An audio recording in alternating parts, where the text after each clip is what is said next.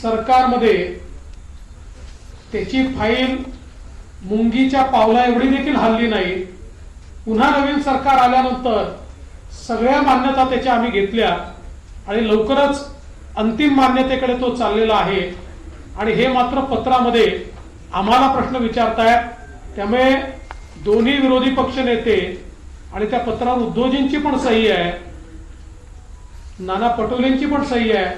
त्यांनी स्वतःला प्रश्न विचारला पाहिजे की त्यांच्या काळात विदर्भातल्या एकाही प्रकल्पाला का मान्यता मिळाली नाही, वैनगंगा नळगंगा प्रकल्पाला का मान्यता मिळाली नाही. दुसरं, वैधानिक विकास मंडळ त्यांनी लॅप्स केलं. नवीन सरकार आल्यानंतर आम्ही त्याचा ठराव करून केंद्राला पाठवला आणि ते आम्हाला विचारतायत वैधानिक विकास मंडळ का नाही.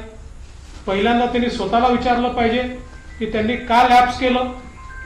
एवढंच नाही तर मराठवाडा वॉटर ग्रीडच्या संदर्भात त्यांच्या पत्रामध्ये प्रश्न आहे. मराठवाडा वॉटर ग्रीड आम्ही सुरू केली होती, ती वॉटर ग्रीड बंद करण्याचं काम हे महाविकास आघाडीच्या सरकारमध्ये झालं आणि आता ते आम्हाला विचारतायत की वॉटर ग्रीडचं काय झालं.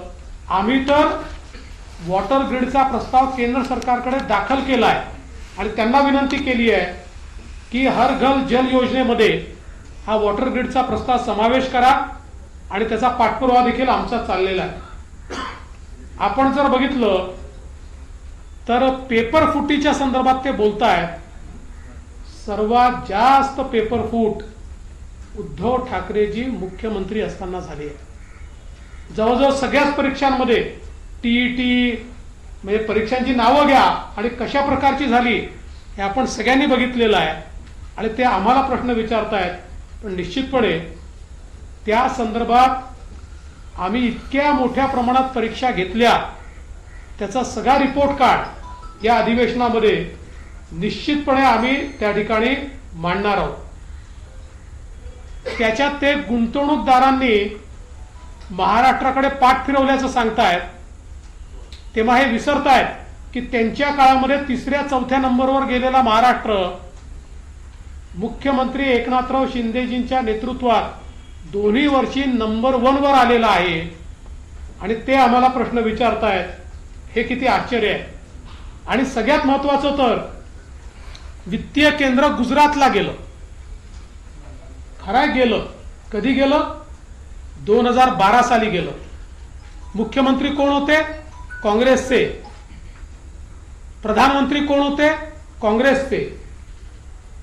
आणि ते आज विचारतायत की वित्तीय केंद्र हे गुजरातमध्ये कसं गेलं. एवढंच नाही तर अनेक गोष्टी याच्यामध्ये आहेत. सगळ्या गोष्टींचा उहापोह मी करणार नाही, पण मला असं वाटतं की खोटे नरेटिव्ह तयार करण्याची एक फॅक्टरी ही जी यांनी उघडली आहे, या फॅक्टरीचा पर्दाफाश या अधिवेशनामध्ये आम्ही निश्चितपणे करू. विशेषतः गँगस्टर उभे राहिले आहेत आणि ड्रग्सच्या संदर्भात मोठा हो हल्ला करण्याचं काम चाललेलं आहे. त्यावेळी हे विसरतात 100 कोटी रुपयाच्या संदर्भात आम्ही नाही, माननीय उच्च न्यायालयाने यांच्या गृहमंत्र्यांच्या विरुद्ध FIR करून त्यांना अरेस्ट केली. सरकार त्यांचं होतं, आम्ही नाही केलं.